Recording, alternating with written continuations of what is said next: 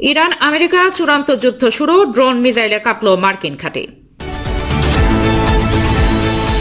চুক্তির যোগ শেষ, ইরানের চরম হুঁশিয়ারি, মধ্যপ্রাচ্যে মার্কিন ঘাঁটিতে আইআরজিসির বিধ্বংসী হামলা।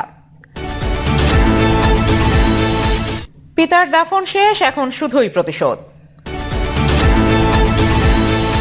তেহরানের চালে অসহায় ওয়াশিংটন, টালমাতাল ট্রাম্প।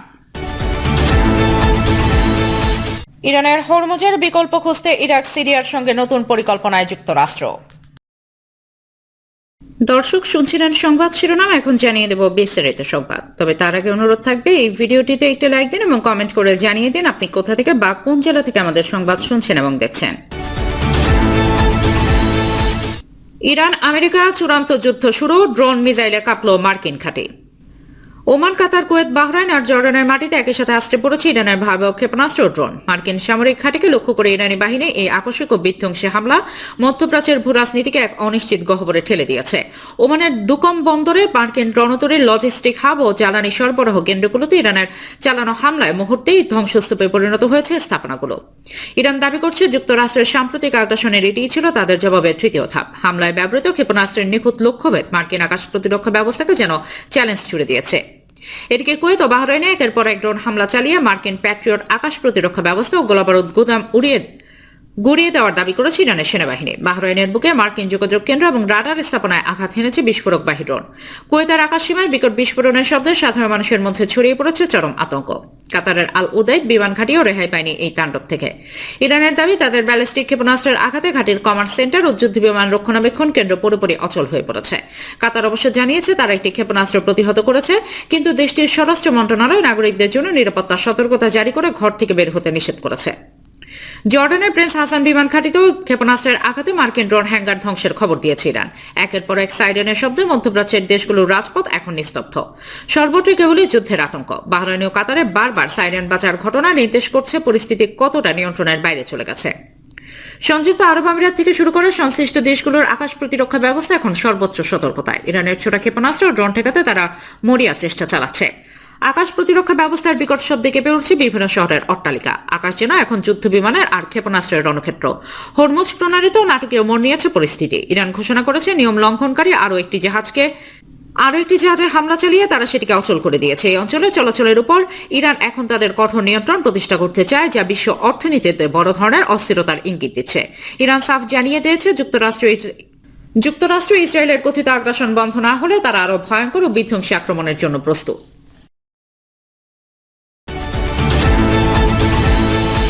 চুক্তির যোগ শেষ, ইরানের চরম হুঁশিয়ারি, মধ্যপ্রাচ্যে মার্কিন ঘাঁটিতে আইআরজিসির বিধ্বংসী হামলা। চুক্তির দিন শেষ, একপাক্ষিক সমঝোতার যুগকে চিরতরে কবর দিয়ে দিয়েছে ইরান। ওয়াশিংটনকে পাল্টা এক চরম হুঁশিয়ারি দিলেন ইরানের পার্লামেন্টের স্পিকার ও প্রধান আলোচক মোহাম্মদ বাঘের গালিবাফ।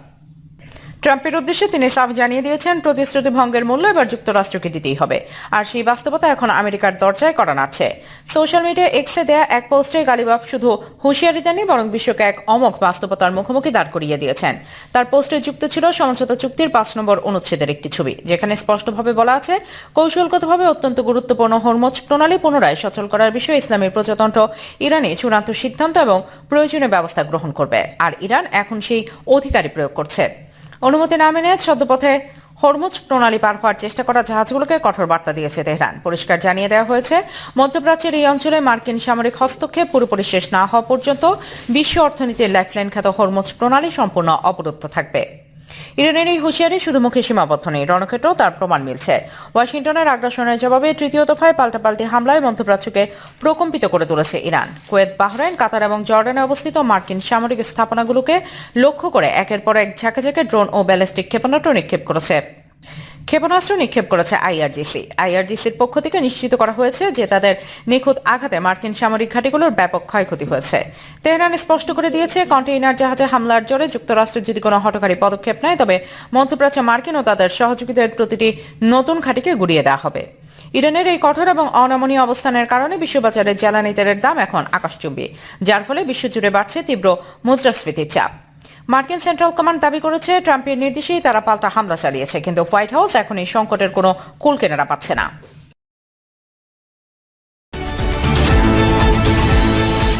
পিতার দাফন শেষ, এখন শুধুই প্রতিশোধ।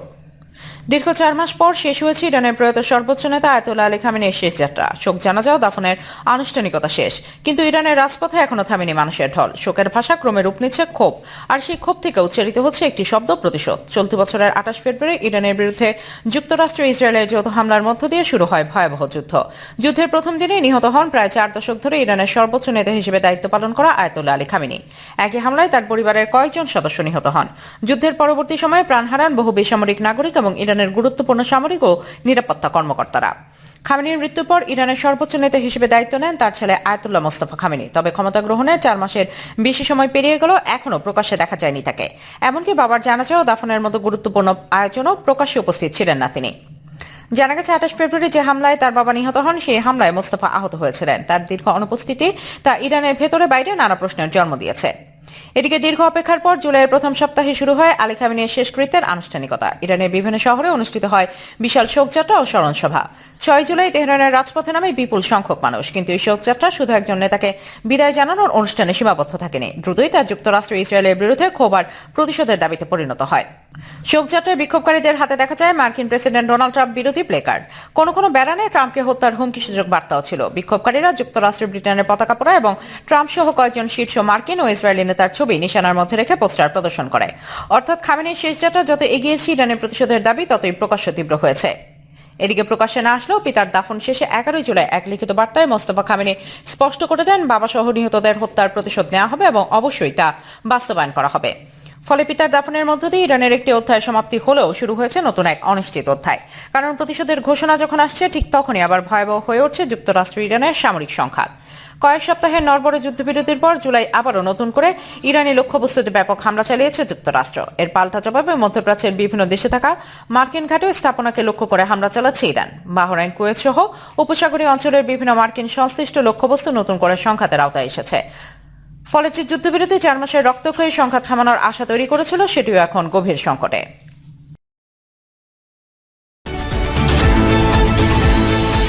তেহরানের চালে অসহায় ওয়াশিংটন, টালমাতাল ট্রাম্প। পারস্য উপসাগর ও কৌশলগতভাবে অত্যন্ত গুরুত্বপূর্ণ হরমুজ প্রণালীকে কেন্দ্র করে মার্কিন যুক্তরাষ্ট্র ইরানের মধ্যকার সংঘাত এক নতুন মাত্রা পেয়েছে। আন্তর্জাতিক মধ্যস্থতায় জুন মাসে সই করা যুদ্ধবিরতি চুক্তিটি আনুষ্ঠানিকভাবে শেষ ঘোষণা করেছেন মার্কিন প্রেসিডেন্ট ডোনাল্ড ট্রাম্প। একসাথে হরমুজ প্রণালীতে বাণিজ্যিক জাহাজে হামলা পুরোপুরি বন্ধের জন্য ইরানকে প্রকাশ্যে বিশ্ববাসীর সামনে অঙ্গীকার করার শর্ত দিয়েছে ওয়াশিংটন। চলতি সপ্তাহের শুরুতে হরমুজ প্রণালীতে 3টি আন্তর্জাতিক বাণিজ্যিক তেল ট্যাঙ্কারের রহস্যজনক হামলার ঘটনা ঘটে। এর জেরে মার্কিন সামরিক বাহিনী ইরান জুড়ে প্রায় 90টি কৌশলগত লক্ষ্যবস্তুতে স্মরণকালের ভয়াবহতম বিমান হামলা চালায়।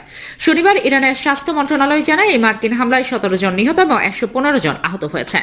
এর জবাবে ইরান ও পারস্য উপসাগরে থাকা মার্কিন মিত্রদের লক্ষ্য করে পাল্টা ক্ষেপণাস্ত্র নিক্ষেপ করে। এই চরম উত্তেজনার মুখে গত শুক্রবার এক বিশেষ সংবাদ ব্রিফিংয়ে মার্কিন কর্মকর্তারা জানান, আঞ্চলিক মধ্যস্থতাকারীদের মাধ্যমে তেহরানের কাছে একটি কঠোর বার্তা পাঠানো হয়েছে। শর্ত অনুযায়ী ইরানকে প্রকাশ্যে ঘোষণা করতে হবে হরমুজ প্রণালী আন্তর্জাতিক জাহাজ চলাচলের জন্য সম্পূর্ণ উন্মুক্ত। এছাড়া ইরান আর কোনো বাণিজ্যিক জাহাজে আর কোনো ধরনের হামলা চালাবে না। প্রকাশ্যে এমন ঘোষণা করার দাবি জানিয়েছে ওয়াশিংটন। অবশ্য যুক্তরাষ্ট্রকে ইরান জানায়, জাহাজে গুলি চালানোর ঘটনাটি অনিচ্ছাকৃত ছিল। একটি বিচ্ছিন্ন কট্টরপন্থী গোষ্ঠী চলমান আলোচনাকে বাধাগ্রস্ত করার চেষ্টা করছে। এর অংশ হিসেবে হরমুজ প্রণালীতে জাহাজে হামলার ঘটনা ঘটতে পারে। তবে এরপরও ইরানের কোনো ধরনের কথা শুনতে নারাজ মার্কিন প্রেসিডেন্ট ডোনাল্ড ট্রাম্প।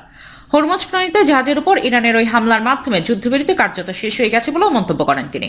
তবে যুদ্ধবন্ধে 2 দেশের মধ্যে আলোচনা অব্যাহত থাকবে বলেও জানিয়েছেন ট্রাম্প। এসবের মধ্যে যুক্তরাষ্ট্রের বিরুদ্ধে যুদ্ধবিরতি লঙ্ঘনের পাল্টা অভিযোগ করেছেন ইরানের পররাষ্ট্রমন্ত্রী আব্বাস আরাকচি।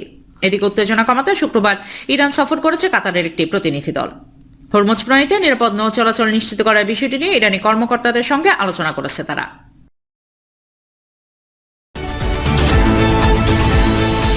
ইরানের হরমুজের বিকল্প খুঁজতে ইরাক, সিরিয়ার সঙ্গে নতুন পরিকল্পনায় যুক্তরাষ্ট্র। এবার হরমুজ প্রণালীর উপর নির্ভরতা কমাতে হাত মেলাচ্ছে ইরাক, সিরিয়া ও যুক্তরাষ্ট্র। এক হয়ে তারা পুনরুজ্জীবিত করতে যাচ্ছে কয়েকশো মাইল দীর্ঘ এক ঐতিহাসিক তেল পাইপলাইন। মধ্যপ্রাচ্যের ভূরাজনীতি ও জ্বালানির নিরাপত্তার প্রেক্ষাপটে এই উদ্যোগ ঘিরে উঠেছে বড় প্রশ্ন। প্রকল্পটি কি বদলে দিতে পারে আঞ্চলিক শক্তির সমীকরণ? ইরানের হরমুজ প্রণালীর উপর ভূরাজনৈতিক নির্ভরতা কমাতে 500 মাইলের এক ঐতিহাসিক তেল পাইপলাইন পুনরুজ্জীবিত করার পরিকল্পনা করেছে ইরাক, সিরিয়া এবং যুক্তরাষ্ট্র। উত্তর ইরাকের থেকে সিরিয়ার ভূমধ্যসাগরীয় উপকূলীয় শহর বানিয়াস পর্যন্ত বিস্তৃত এই পাইপলাইনের চুক্তিটি আগামী সপ্তাহে হোয়াইট হাউসে মার্কিন প্রেসিডেন্ট ডোনাল্ড ট্রাম্প ও ইরাকি প্রধানমন্ত্রী আলী আল জায়েদের বৈঠকে প্রকাশ হতে পারে। যুক্তরাষ্ট্র ও ইসরায়েলের যুদ্ধের জেরে ইরান হরমুজ প্রণালী নিয়ন্ত্রণ নেয় এই উদ্যোগ নতুন করে গতি পেয়েছে। বর্তমানে ইরাককে 95% তেল রপ্তানির জন্য এই প্রণালীর উপর নির্ভর করতে হয়, যা দেশটির বাজেটে 90% যোগান দেয়। কিন্তু ইরানের অবরোধে মে মাসে ইরাকের সমুদ্রপথে তেল রপ্তানি নেমে এসেছে মাত্র 8%। ট্যাঙ্কার ট্রাকে সিরিয়া হয়ে সামান্য তেল রপ্তানি করা হলেও তা ছিল সাগরে 1 ফোঁটা জল। প্রকল্পটির নেপথ্যে কাজ করছেন সিরিয়া ও ইরাক বিষয়ক মার্কিন দূত টম বারাক। তিনি জায়েদের সঙ্গে চমৎকার সম্পর্ক করে এটিকে লেভান্ত অঞ্চলের জন্য এটি লাভজনক ব্যবসায়িক মডেল হিসেবে দেখছেন। সফরের অংশ হিসেবে জায়দর মার্কিন জ্বালানি হাব টেক্সাসেও যাওয়ার কথা রয়েছে। তৈরি দৈনিক 3 লাখ ব্যারেল ধারণ ক্ষমতার এই লাইনটি 1980-র দশকে ইরান ইরাক যুদ্ধের সময় সিরিয়া ইরানের পক্ষ নিলে আগ্রাসনে এটি অকেজো হয়ে পড়ে। ইরান ইরাক যুদ্ধের সময় সিরিয়া ইরানের পক্ষ নিলে বাগদাদ বন্ধ করে দেয়। 2003 সালে মার্কিন আগ্রাসনে এটি অকেজো হয়ে পড়ে। 2024 সালের শেষে সিরিয়ার বাশার আল আসাদকে ক্ষমতাচ্যুত করার পর প্রেসিডেন্ট আহমেদ আল সারার প্রশাসন এটি নিয়ে আগ্রহ দেখায়। বাগদাদ সরকার শিয়া ও ইরান ঘনিষ্ঠদের দ্বারা নিয়ন্ত্রিত হয় সুন্নি নেতা সারার সঙ্গে কাজ করতে শুরুতে সতর্ক ছিল। তবে আসাদ পরবর্তী সিরিয়া এখন মার্কিন বলে প্রবেশ করেছে এবং তুরস্ক, কাতার ও সৌদির সমর্থন পাচ্ছে।